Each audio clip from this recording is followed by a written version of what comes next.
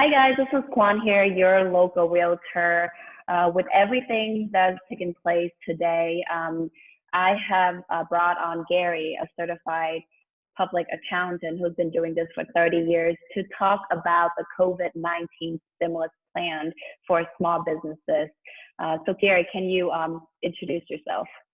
Sure. Again, my name's Gary Bloome. I'm a certified public accountant, have been for many, many years. And I've never had more phone calls in my life than I have in the last few days. Everyone is trying to figure out what these stimulus packages include. So basically, Right. there are two packages that are applied to small businesses. One is the Payroll Protection Program, or PPP, and the other is the economic disaster or something or other. It's two different ones. The EIPL, the Economic Disaster Injury Loan. That's it. And they're both called loans, which is interesting because in reality, if you do it right, they have to be repaid. That's my kind of loan. If you don't have to pay it back, that's a great kind of loan. Starting with the easiest of the two, the economic disaster loan, it's up to $10,000, and it's applied for directly through the SBA. You do it on the SBA website, and it basically you follow the instructions. They ask you a few questions, and you put your banking information, and hopefully they'll send some money there. Oh wow! Nobody's I've heard. Right, I've heard that. Right, I've heard that it takes about 10 to 15 minutes for that the EIDL, correct? Correct. Yeah. The second one is more complex. Right. It's the Payroll Protection Program, and typically you have to have employees to make it work. Now, I say that, but it also applies to people that are independent contractors that report their income on a Schedule C. They can also apply for it, even though their only employee in that case could be just themselves. The program is administered by the SBA, but it's applied for through your bank, whoever you borrow with. Most of the banks are taking these applications, and each one has a little bit different take to it. Now, what counts as payroll? If you pay an independent contractor, you cannot count that as payroll, which they could possibly, the person you're paying could possibly apply for it, but you as the owner of the business who pays an independent contractor, those people do not count towards your payroll total. Now, the amount of that loan is 2.5 times your monthly payroll. So depending on the amount of payroll, it could be as much as you have in payroll times 2.5 times. 75% of it has to be used for payroll. The other 25% can be used for paying electric bills, any other of the expenses of operating your business. Okay, and for these loans, who is eligible for these two types of loans? Well, virtually anybody who's in business. Like I said, you don't have to have a payroll to take the payroll one. You have to have some kind of economic damage. What does that mean? I think everybody in the world right now is having economic damage in some form or other. And the amount of the loan on the economic damage one is limited to $10,000. How much of it has to be repaid depends. The actual rules about it are still being administered. It isn't as clear cut as you would imagine. It was done in a hurry, trying to get money out there for people to survive. So they overlook some details. Right, and I want to ask you more about that actually. Do you have to repay these loans? Yes and no. If you, for instance, you get the Payroll Protection Program and 2 weeks later you decide to fire all your employees and not hire them back, you're going to have to pay that back.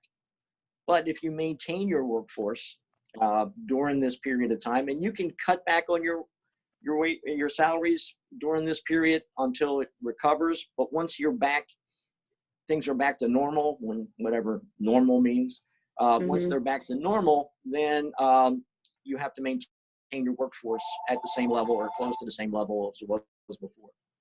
Right. And as you have mentioned, go ahead. In that case, you do not have to pay it back. Okay, got it. And as you have mentioned, the EIPL, you can just apply on the SBA.gov. But as for the PPP, you have to go through your institution, your bank institution. What kind of advice can you give to business owners, or what can they prepare before they process the application? That's a good question. If you have employees, the payroll information is critical. Make sure you get your payroll reports. I work with ADP. I work with Paychex. Paychex has come up with basically a form taken into account. If you work with them, they'll give you the actual information in a very concise manner, the way that they think the government's going to want to see it. Right. Right. And I'm sure a lot of businesses are suffering right now. But another question I would like to know is, when should you expect this money? Yeah, that's a good question. No, the government is trying to expedite this as fast as possible. What does that mean? You're dealing with a government entity, and it is a enormous amount of paperwork out there that's flowing. I'd only be guessing. No one's really been able to say this is when they're going to start flowing. I mean, you've got the individual stimulus checks, which they hope to be cutting soon. When that's going to happen, nobody's sure either. Right. So there's a lot of things going on all at one time, and let's face it, the government is short on people too. They have a stay-at-home order, so yeah. I don't know. I guess the best answer. Of course. I know, Gary, that these loans are first come, first served basis. So will these money run out? Could be, maybe not. They're talking right now about an additional stimulus to be added to it. Where this money is all going to come from, I don't know. But they're talking about adding another $2 trillion to this plan. So maybe it won't run out as quickly as it would appear to. So, yeah, my advice is to get your application in as soon as possible. It doesn't take much, just a little bit of effort. Right, most definitely. And last but not least, what do you have, like, how do you use the money in order for the money to be forgivable? It has to be used for the PPP. 75% of it has to be used for payroll. The other 25% can use an administrative expense, including rent, utilities, anything that operates your business. The disaster one, everything I've read about it says you can use it for anything to do with your business except for payroll, because payroll is supposed to be covered by the PPP. So anything to keep your doors open, the disaster loan can be used for. Right, and you cannot go out and buy stock in real estate or other. No, you can't take a trip. You can't take a trip anyway. But if you can't go to Vegas and put it on red, no, you can't do that. Right. And Gary, are you offering any kind of service to any business owners who are, in need of help? Yes, I spend some time on the phone. I'm not charging for the service. Most of the people that are calling me are my customers. Got it. Like I've always tried to develop is a relationship with my customers that they're their partner in business, and I don't charge them, especially at this time.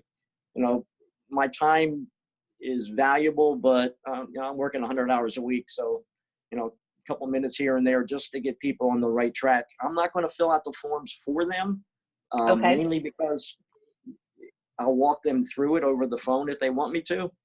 But again, most of that is for my current customers. New customers, I'll definitely take a phone call and see if we can at least get them to the point where, okay, I can get the application done. I know what I need to put together. Yeah, that's amazing. Are all banks participating with the PPP program? Not all banks. I was surprised because I was looking at the PPP and they have a little app there on the website that shows the local banks that are participating. I know most of the major ones are Truist, Wells Fargo. Most of the major banks are participating. Right, right. And I'm sure we're all in this together. I'm a small business owner. Gary, you're a small business owner. And this is definitely a new normal for everybody. We're in uncharted waters right now. I was usually the 15th of April, I start planning vacations. I'm planning on working until July 15th until the actual new deadline is.